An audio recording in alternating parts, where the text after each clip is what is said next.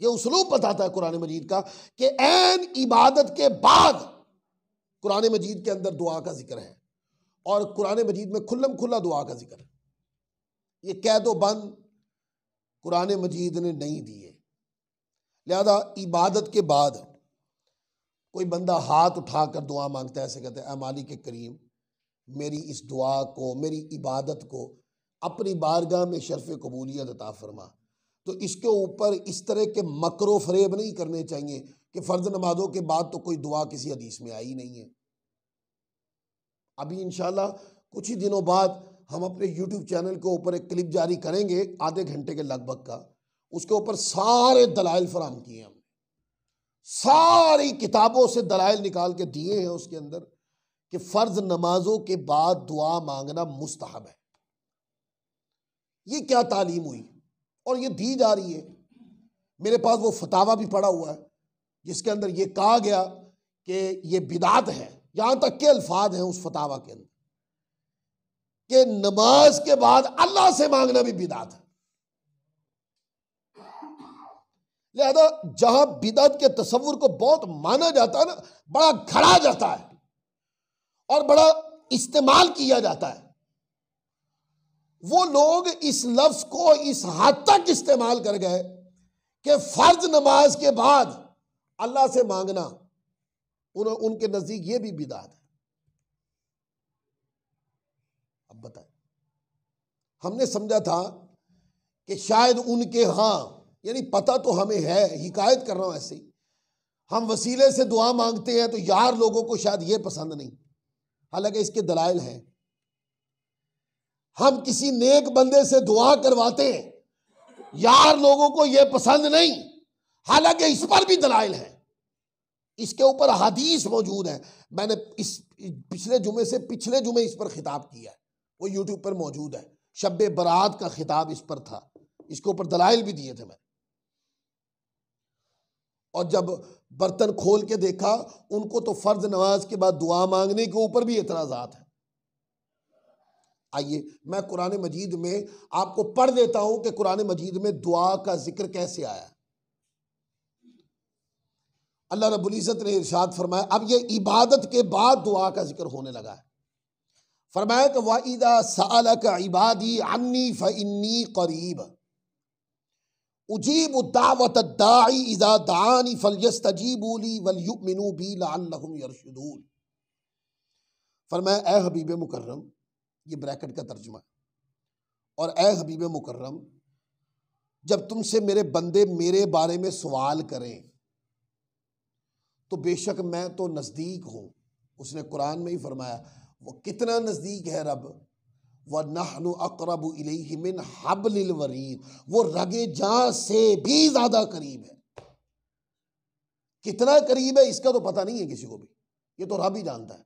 लेकिन एक इशारा अक्ल इंसानी को समझाने के लिए फरमा दिया कि अल्लाह रगे जां से भी करीब है, रगे जां से भी ज़्यादा करीब है। फरमाया कि हबीब मुकर्रम मेरे बंदे पूछें तो आप फरमाएं, जब मेरे बंदे मुझसे सवाल करें तो फरमाया कि प्यारे, उस वक्त आप उनको बता दें फ़इन्नी करीब, के रब करीब है। उजीब दावत दाई इज़ा दानी फलयस्तजीबू ली वलयुमिनू बी लअल्लहुम यरशुदून। फरमाया कि बेशक मैं नज़दीक हूँ, मैं दुआ करने वाले की दुआ कबूल करता हूँ। जब वो मुझसे दुआ करे तो इन्हें चाहिए कि मेरा हुक्म माने और मुझ पर ईमान लाए ताकि हिदायत पाए। ये कुरान मजीद की आयत कि अल्लाह करीब है, अल्लाह से दुआ मांगनी चाहिए। अल्लाह तबारक व तआला दुआ को कबूल फरमाता है और फरमाया कि जो ये अमल करे वो मेरा हुक्म माने, और मेरा हुक्म क्या है, मुझसे दुआ मांगो। मालिक करीम, यहाँ तो लोग बात करते हैं कि दुआ के औकात जो है वो मखसूस हैं, उन औकात से हटकर कोई बंदा दुआ मांगे तो लोग कह देते हैं कि ये बिदात है। आप देखें, ये तसव्वुर दुआ को और तसव्वुर दुरूद को 1 मिनट के लिए कंपैरिजन करें ना आपस में कुरान मजीद पढ़कर, मुतलकन हुक्म दरूद है। या अय्युहल्लज़ीना आमनू सल्लू, ऐ ईमान वालो दरूद पढ़ो। कितना पढ़े, कहाँ पढ़े, किस वक्त पढ़े, चलते फिरते पढ़े, लेट के पढ़े, कोई हुक्म नहीं। इसका मतलब यह है कि जितना भी पढ़ सकते हो, जब जब पढ़ सकते हो, जब तक पढ़ सकते हो, सिर्फ उस वक्त के ऊपर शरीयत की मना वारिद ना हुई हो उस जुज पर, तो पढ़ते जाओ। एन उसी तरह का हुक्म दुआ का भी आया कि दुआ मांगो अल्लाह से। इसमें कोई लिखा है कि नफिल के बाद दुआ मांग लो, फर्ज के बाद ना मांगो, फर्ज के बाद मांग ली तो नफिल के बाद नहीं मांग सकते, अकेले मांग सकते हैं, दो बंदे इकट्ठे होकर नहीं मांग सकते। कुरान मजीद की आयत में ये तो तसव्वुर ही नहीं दिया। यानी कि अगर एक बंदा मांगे और अपने रब से मांगे, वो इस आयत के हुक्म में दाखिल है, और अगर ज्यादा लोग मिलकर अपने रब से मांगे, वो भी इसके हुक्म में दाखिल है। क्योंकि मांगने वाले मांग किससे रहे? अल्लाह से मांग। तो ये तो कैद रब ने नहीं लगाई, ये कैद अल्लाह ताला ने नहीं लगाई। अब देखे ना, एक साहब थे, वो कहने लगे कि आप लोग नमाज जनाजा के बाद दुआ मांगते हैं, हुजूर ने कितने जनाजे पढ़ाए, किसी जनाजे में दुआ मांगी है? उन्होंने समझा ये बड़ा वजनी जुमला दे दिया उन्होंने। मैंने भी कहा, मैं भी इसी तरह का एक जुमला मैंने भी हिकायत कर दिया कि हुजूर अलैहिस्सलाम ने कितने जनाजे पढ़ाए हैं। हाँ जी, तो कोई एक जनाजा आका अलैहिस्सलाम ने पढ़ाते हुए कहा हो कि नमाज जनाजा के बाद दुआ नहीं है,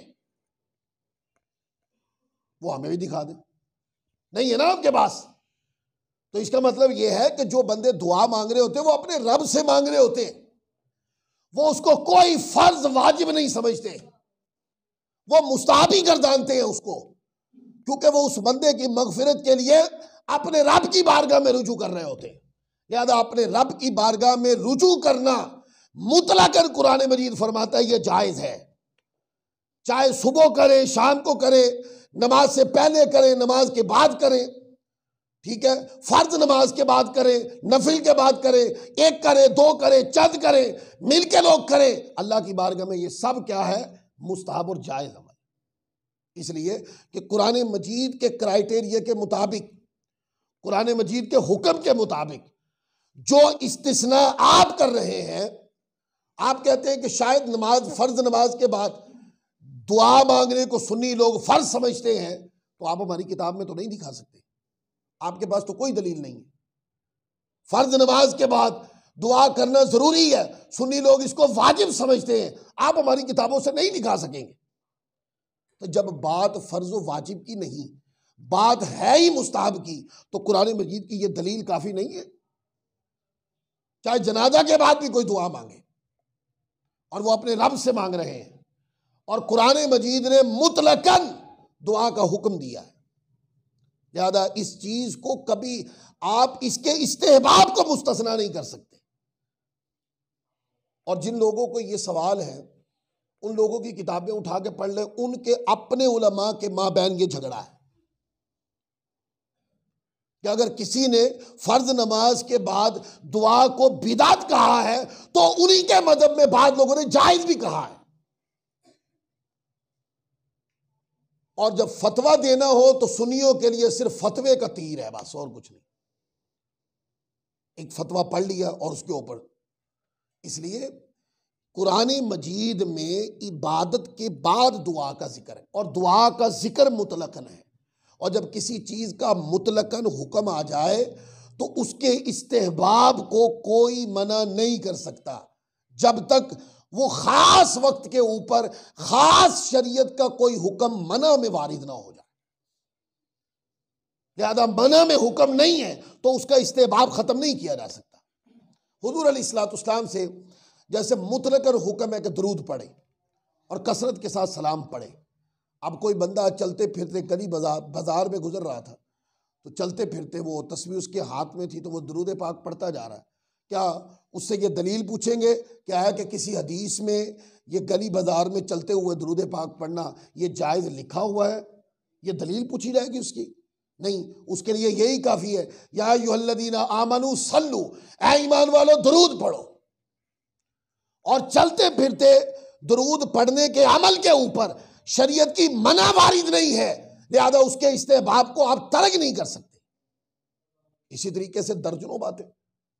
इसी तरह दुआ का मसला भी, लिहाजा दुआ चाहे नमाज फ़र्ज के बाद हो, जुमे के बाद हो, नफिल के बाद हो, जब दुआ मांगी अल्लाह से जा रही है तो यूं एक बंदे का मांगना या कुछ लोगों का इकट्ठा होके मांगना, ये सारा अमल मुस्तहब है और इसकी दलील कुरान मजीद की आयत की अमूमियत से मिलती है।